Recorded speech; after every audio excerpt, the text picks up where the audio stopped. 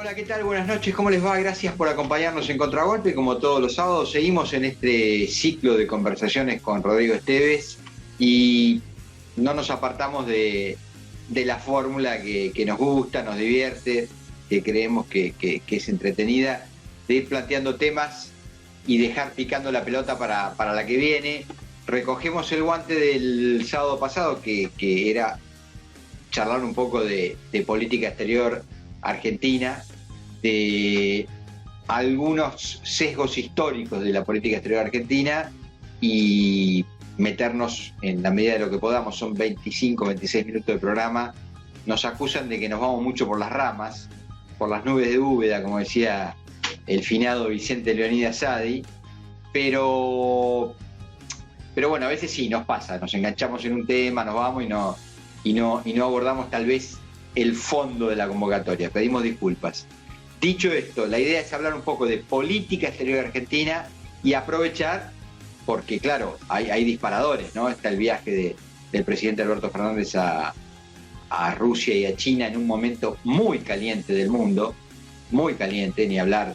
Todos los que siguen un poco la política y la actualidad internacional saben que hablamos del tema de Ucrania. Está Europa muy convulsionada, pero también la Argentina está viviendo en materia de relaciones exteriores su viejo karma, su trauma con el Fondo Monetario. Parece una suerte de círculo vicioso y del mito del eterno retorno, ¿no? Bueno, de todo eso trataremos de ir hablando con Rodrigo, con algunas pinceladas históricas y a ver cómo podemos abordar este tema internacional en la actualidad. En un minuto ya venimos con Rodrigo Esteves.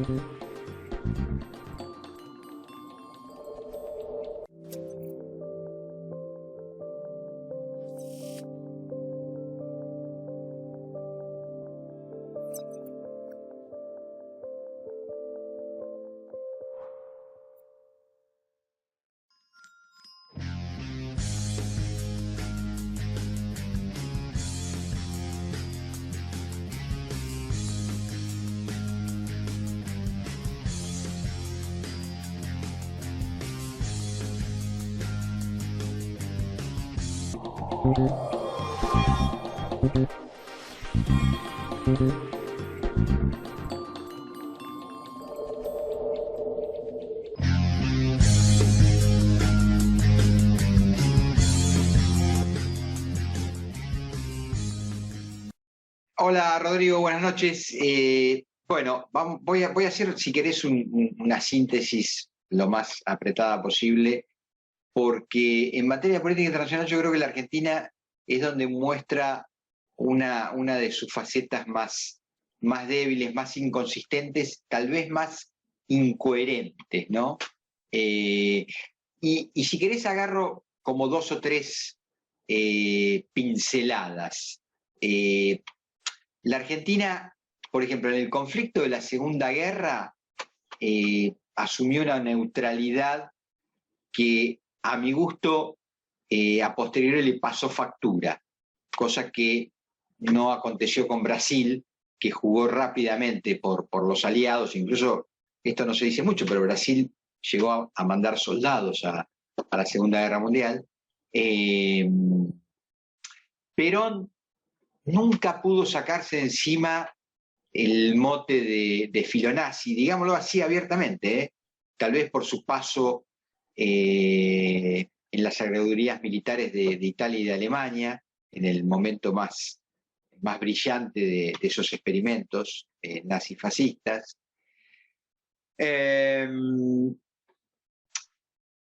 Después, bueno, Perón un poco juega esto de la tercera posición. Él creía que estallaba la guerra de Corea, y que Argentina iba a volverse muy robusta vendiendo alimentos, La guerra de Corea estalló, pero no vino después una tercera guerra mundial, eso quiero decir, ¿no? Y, y a mi gusto surge lo que es más claro en materia de política internacional en cuanto a decisión estratégica y que es un poco lo que en lo personal, y perdón por la autorreferencia, a mí me enamora del desarrollismo, del frondicismo, del frigerismo, que es un muy buen diagnóstico de la situación mundial, porque en esos años de la década del 50 se discutía mucho, bueno, va a venir una tercera guerra mundial, hay un tercer enfrentamiento, y el desarrollismo dijo, no, hay coexistencia pacífica en dos grandes bloques, bipolaridad de Occidente encabezado por Estados Unidos y de Oriente por la Unión Soviética, y coexistencia pacífica, porque hay una suerte de empate militar, que después, bueno, viene la Guerra Fría y después se rompe eso, ¿no? Queda claro, evidente, con la caída del muro y el triunfo de las políticas del consenso de Washington.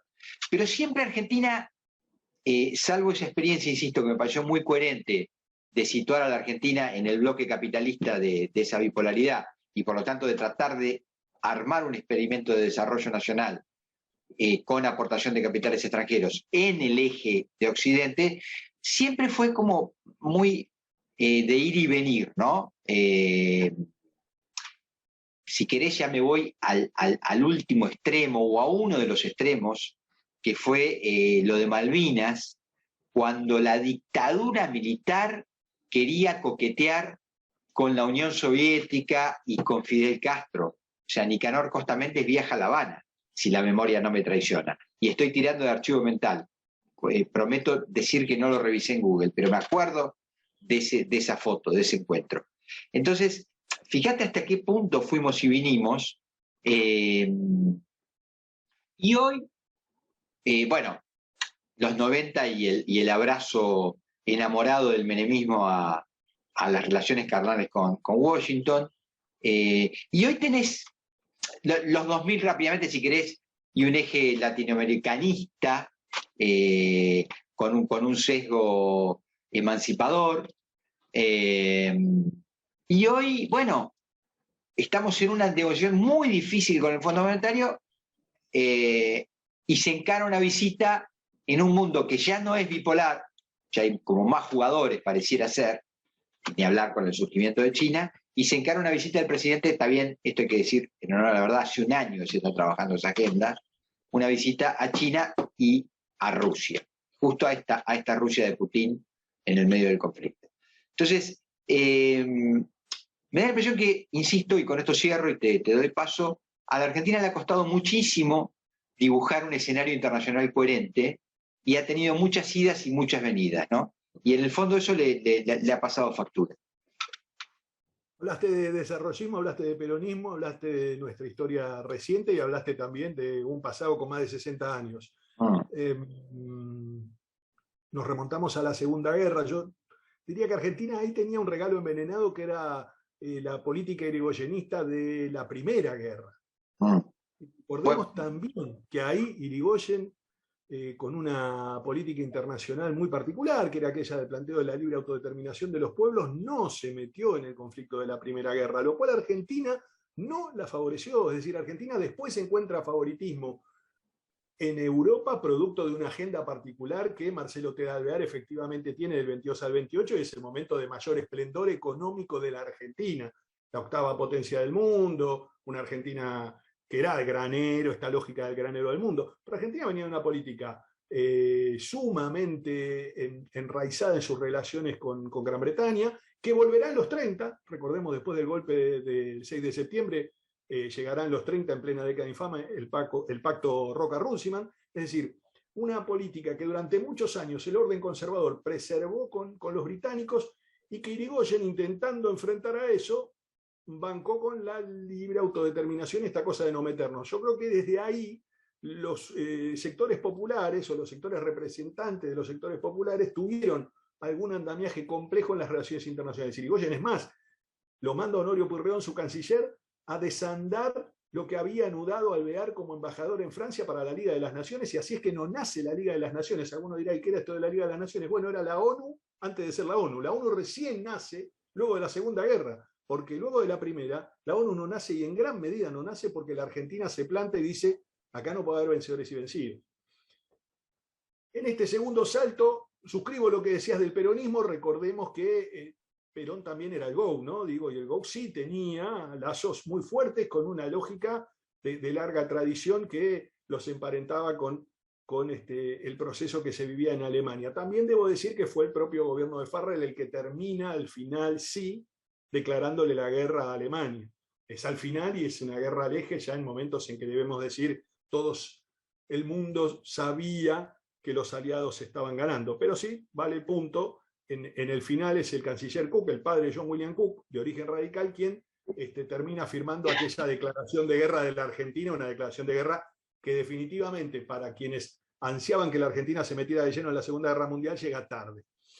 Por lo demás, siguiendo del otro lado del mostrador, hablabas del frondicismo, luego tenemos que hablar de Arturo Illia, es un hito muy cortito, pero es un hito no menor. Y es el dato sobre la recuperación de las islas. La recuperación de las islas, en verdad, todos nos quedamos en el cimbronazo de la guerra del 82, pero en el 65 Argentina logró un hito histórico de la Asamblea de Naciones Unidas, que fue un voto histórico de apertura del diálogo por la soberanía del Reino Unido. Esto era algo que era impensado hasta ese momento, hasta 1965. Y luego, particularmente, en esta restauración democrática, la última que estamos viviendo, diría, un liderazgo que siempre intentó apostar en los 80 y mismo en los 90, desde los gobiernos que tuvieron sintonía con el radicalismo, con la socialdemocracia europea. Primero, naturalmente, Alfonsín, que logra esta cosa de la entente con la Internacional Socialista y con la agenda europea, es decir, una agenda que siempre termina enfrentada con Estados Unidos, sin buscar el enfrentamiento franco, pero siempre termina enfrentada. El discurso de Alfonsín, que muchos recordarán, donde se le planta a Reagan en los jardines de la Casa Blanca y donde desanda previamente, que acá es algo que en general no se cuenta. El primero que desanda su discurso es Reagan, que por protocolo había entregado un discurso que era falso, no fue el que terminó brindando. Y luego Alfonsín, que tenía dotes de hombre de discurso, no le faltaban. Gallego calentona. Veo tu cara. No, gallego. Sumado a esta característica que era gallego, era famoso por sus enojos, pero debo decir que con mucha estatura le dijo, acá vamos a hablar de las democracias de Latinoamérica y vamos a hablar de Nicaragua. No de esta Nicaragua de hoy, lamentablemente, aunque algunos actores se repiten, sino de aquella Nicaragua que era una esperanza de apertura democrática para Centroamérica. Bueno, definitivamente digo, y seguramente algunos no lo recordarán, pero hasta De la Rúa se inscribió en la tercera vía, junto a Tony Blair, junto a lo que era el liderazgo de Jospin en aquel momento en Francia. Es decir, había un clima frente a ese tipo de gobiernos que para algunos parecerá mínimo, pero no era mínimo porque veníamos del peronismo de los 90, de las relaciones carnales. Vos nombraste menemismo, yo digo peronismo, pero sí, bueno. No quiero ser irrespetuoso con mis amigos peronistas, que sé que muchos dicen menemismo y lo quitan de escena. Yo no puedo quitar de escena esa etapa de la historia como peronismo, identificarlo como peronismo de las relaciones carnales. Seguro. Pero bueno, sí, dale. Finalmente llegamos a este tiempo, llegamos a este tiempo. Y la verdad que la situación internacional para el presidente Fernández se presenta, a pesar de lo que es la situación interna de cada una de las naciones producto de la pandemia, como una situación bastante servida en bandeja, porque en general el fondo no está en su cuarto de hora de aprete. Es decir, no es Paul Volcker, no son los apretadores seriales de antaño, muy entrecomillado apretadores seriales, por si nos escucha algún amigo argentino que trabaja en el fondo. Lo que digo es, estamos hablando de un Fondo Monetario Internacional que viene de grandes fracasos internacionales, de grandes fracasos en el país con sus políticas implementadas, y a la vez que viene de una prédica a nivel global de una sensibilidad distinta frente a la pandemia. Sí. Recojo el guante, me encantó todo ese repaso por hacerlo más extenso, pero sin ánimo de polemizar, o sí, creo que también en el fondo el tema es que la Argentina no define su rumbo, ergo no termina de conseguir sus aliados o de jugar en el campo internacional por largo tiempo de manera coherente. Dos puntos quiero traer. Evidentemente, ese mapa que se dibujó con la caída del muro y la aparición de lo que era un rutilante mundo monocolor, es decir, todo el fin de la historia de Fukuyama, ¿no? Por decirlo de alguna manera, se acabó la historia, el mundo será capitalista forever, y acá no hay más nada que discutir, ¿ok? Bueno, a Fukuyama creo que se le escapó China, es decir, un jugador que hoy son, para que nos entendamos, 17 puntos del Producto Mundial. Es decir, los Estados Unidos son 25 puntos del producto, China son 17 puntos del producto, con proyección a 2030 para casi igualar a Estados Unidos. Es decir, para que nos entendamos, China en la década del 90 no estaba entre las 10 naciones primeras del mundo, prácticamente. O sea, hoy China es la segunda economía del mundo y va al galope. Bueno, creo que al japonés se le escapó China. Evidentemente que rompe el escenario internacional, que provoca un reverdecer de las materias primas en los 2000, que le permite a estos países emergentes como la Argentina recuperar cierta autonomía y desplegar determinadas políticas, a mi gusto sin tener una verdadera estrategia de desarrollo, sigue siendo el gran problema de la Argentina. Y vuelvo al punto de lo de la coherencia, ¿no? Vos fíjate que estalla el conflicto en Europa del Este con la crisis de Ucrania, ¿no? Bueno, fíjate cómo juega España.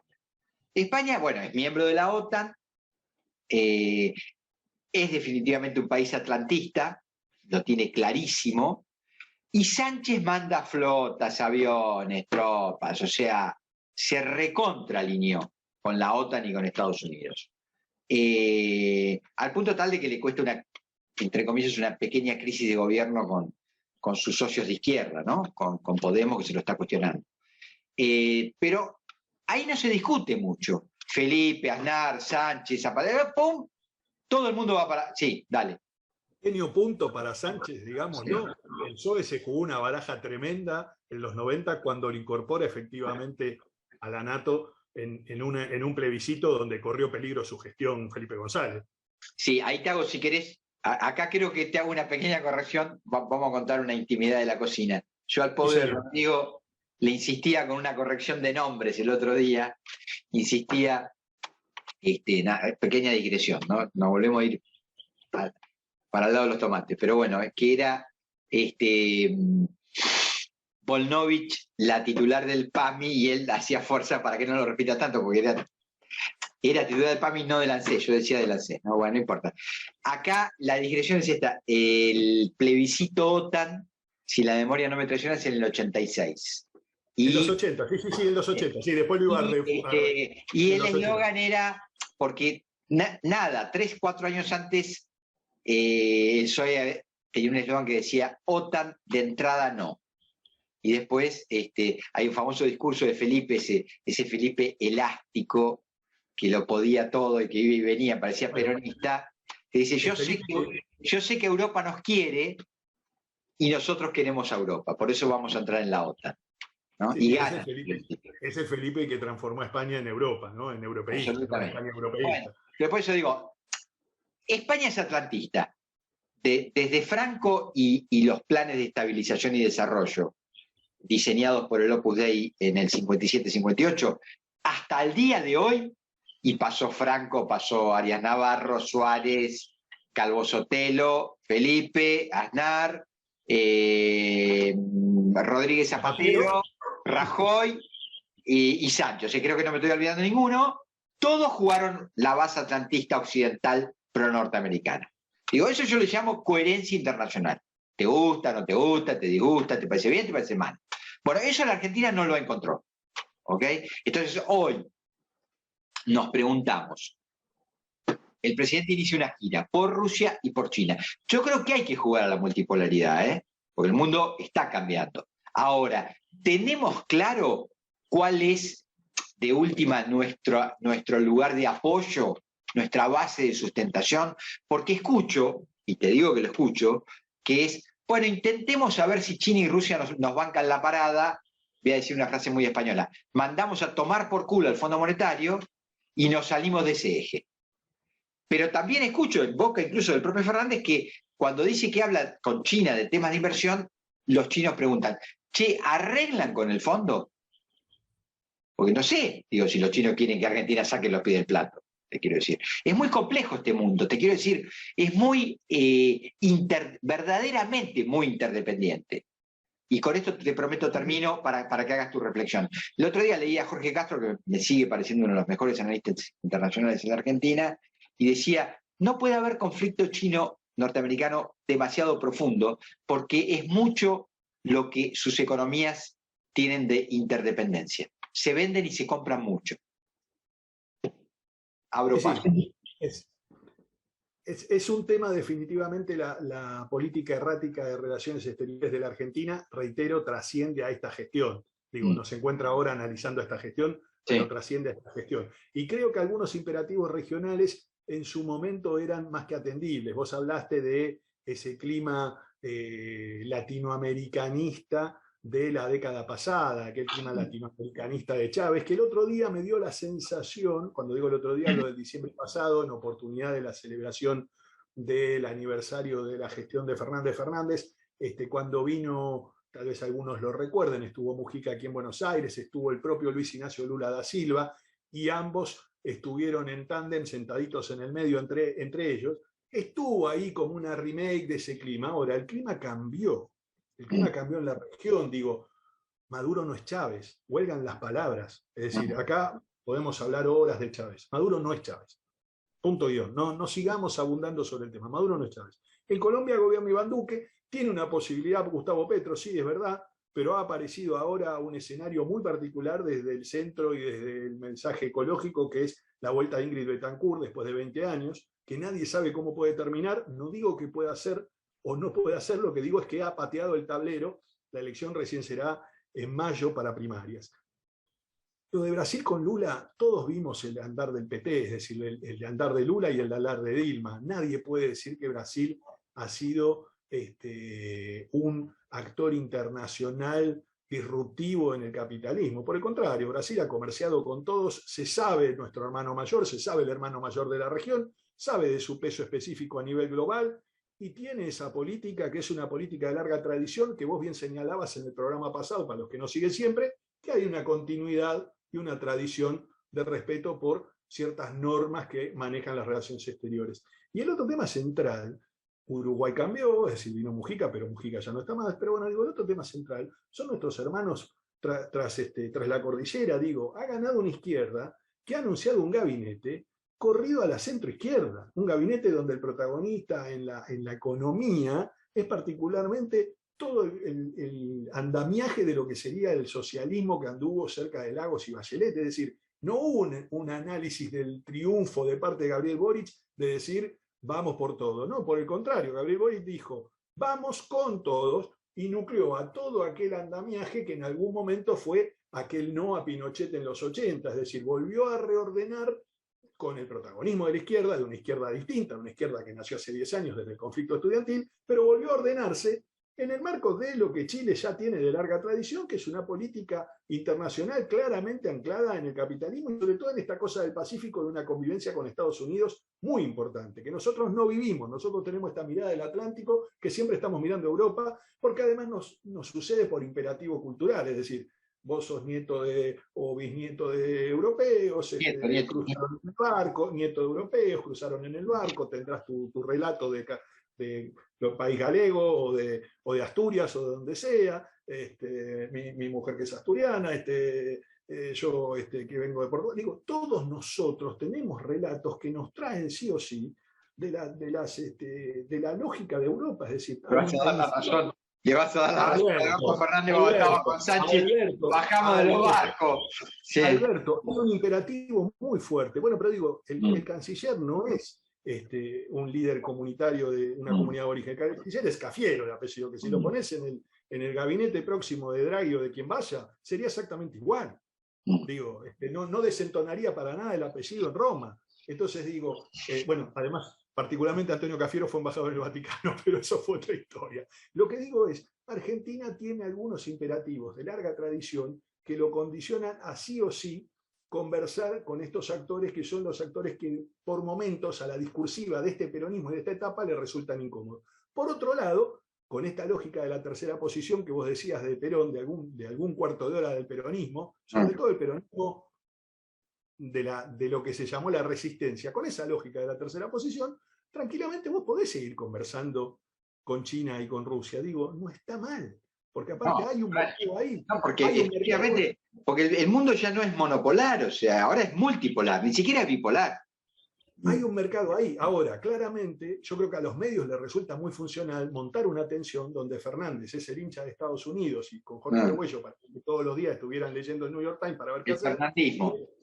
Claro. Y del otro lado, Cristina Elizabeth Fernández de Kirchner, que viaja a la asunción de Xiomara Castro en una gesta épica latinoamericanista. La verdad que estas son las tensiones del peronismo, no es más que eso. Hay que que a esa asunción va Kamala Harris, ¿no? No, claro. Digo, no, sigámoslo de cerca ese punto, digo. Pero bueno, claro. Rodrigo, se nos terminó una vez más el programa, otra vez nos quedaron 200 temas porque van a saltar los amigos que nos hacen el aguante, che, pero entonces, bueno, lo que podemos.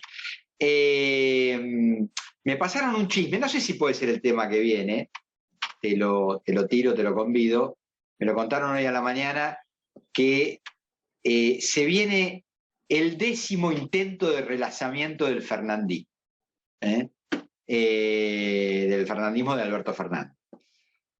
¿Qué opinará el kirchnerismo de eso? No lo sé. Pero te lo tiro, si querés investigamos en la semana a ver qué hay de verdad y de mentira. Hubo travesuras en el medio que yo la adiviné y una fuente que había estado en La Rosada me la confirmó. Lo charlamos porque dicen que forma parte del relanzamiento del fernandismo. Gran abrazo, buen sábado para todos. Chao, nos vemos la semana que viene.